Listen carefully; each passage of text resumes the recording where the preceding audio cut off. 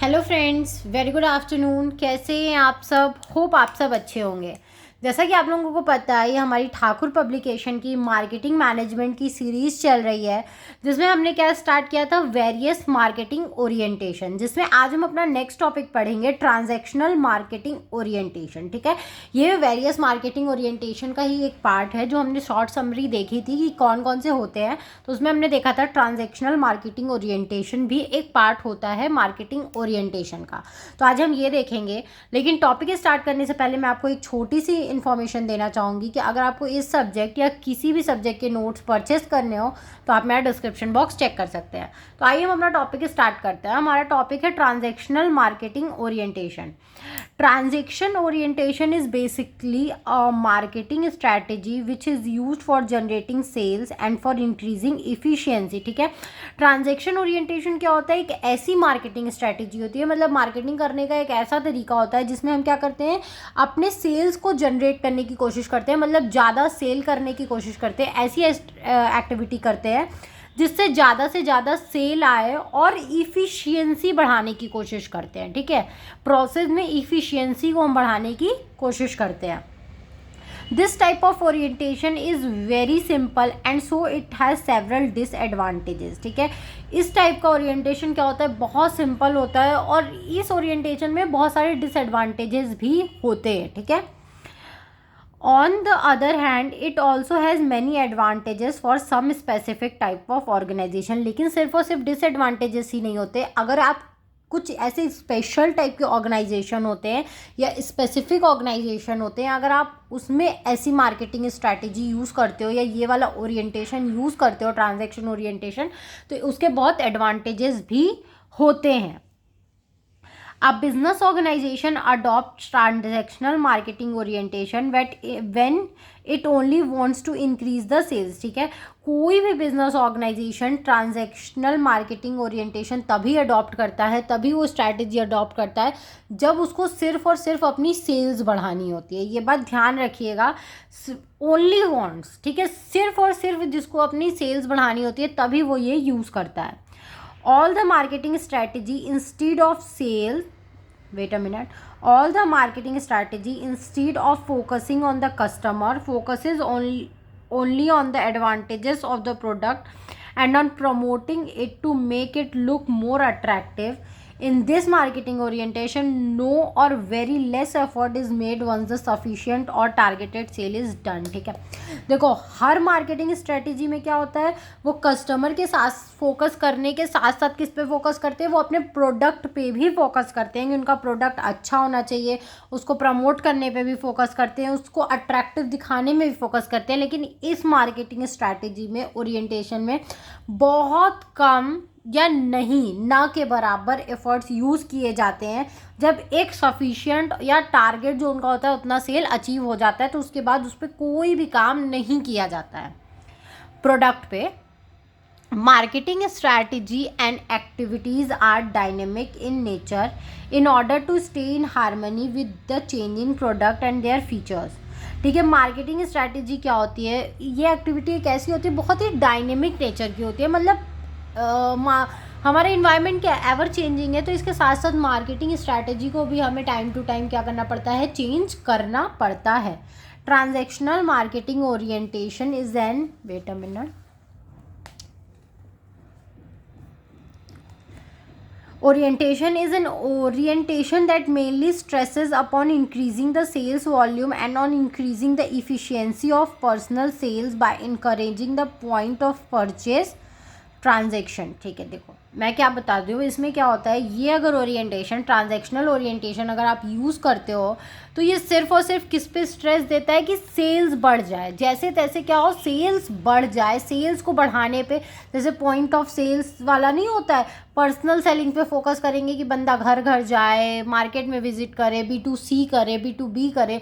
Personal selling पे focus करेगा कि जैसे जैसे सेल्स बढ़े और पॉइंट ऑफ परचेज, मतलब ठीक है, परचेज बढ़ाने की कोशिश करेगा।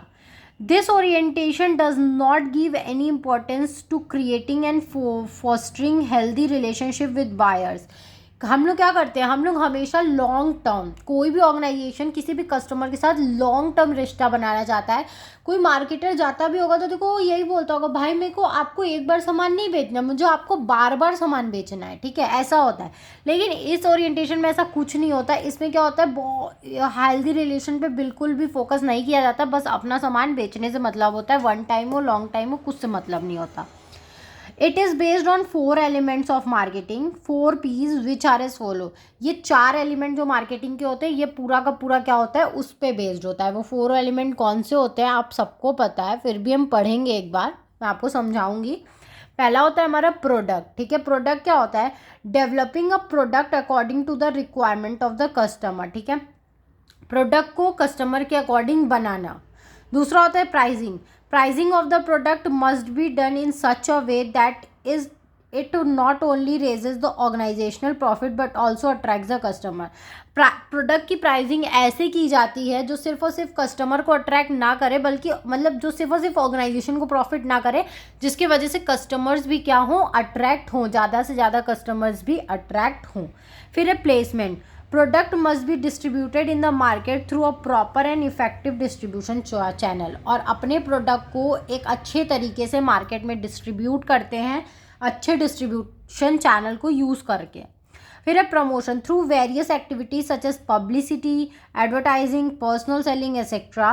Product should be communicated to customer in a such a way that is not only informs that them but also appeals to them, ठीक है।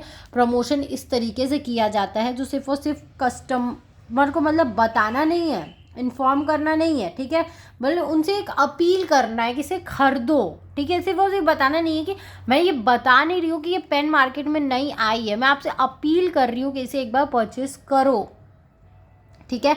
Relationship marketing approach act as a substitute to the transactional model, and it focuses on retaining customer as well as on fostering a long term relationship between them and the company. None of the two approaches are absolutely perfect as both of them have some merits and demerits, ठीक है। Relationship marketing क्या करता है, एक transactional model का substitute भी हम कर सकते हैं, मान सकते हैं। क्यों? क्योंकि उसमें हम क्या करते हैं, कंज्यूमर्स के साथ लॉन्ग टर्म रिश्ता बनाते हैं कंपनी और कंज्यूमर्स का। लेकिन कोई भी ये दोनों ही अप्रोच हम एब्सोल्युटली परफेक्ट नहीं बोल सकते, किसी में कुछ मेरिट है तो किसी में कुछ डीमेरिट्स भी होते हैं। अकॉर्डिंग टू माइकल लॉन्स्टेन, ठीक है, अब हम क्या करेंगे, एक डेफिनेशन देखेंगे कि इनके अकॉर्डिंग क्या होता है। तो according to Michael Lonstein, an expert of customer relationship management transactional orientation does not focus on retaining the customer, ठीक है। ये क्या है, रिलेशनशिप CRM जो होता है, कस्टमर रिलेशनशिप मैनेजमेंट, ये इसके बहुत बड़े एक्सपर्ट हैं और ये ऐसा बोलते हैं कि जो ट्रांजैक्शनल ओरिएंटेशन है वो कस्टमर को रिटेन करने पे बिल्कुल भी फोकस नहीं करता है। सो दिस में result into passive, reactive and short term customer relationship, ठीक है।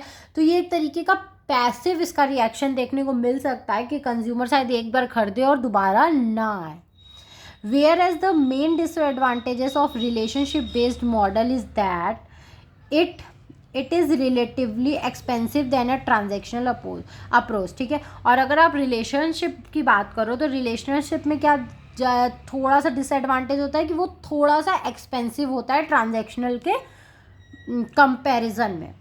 But better the strategies CRM implements while communicating with buyer, better will be the return on investment, ठीक है। लेकिन आप जितना ज़्यादा CRM अच्छा करोगे, कस्टमर रिलेशनशिप मैनेजमेंट अच्छा करोगे, उतना ज़्यादा अच्छा आपको रिटर्न आएगा, ठीक है। In future, most of the organization adopt a combination of both the approaches.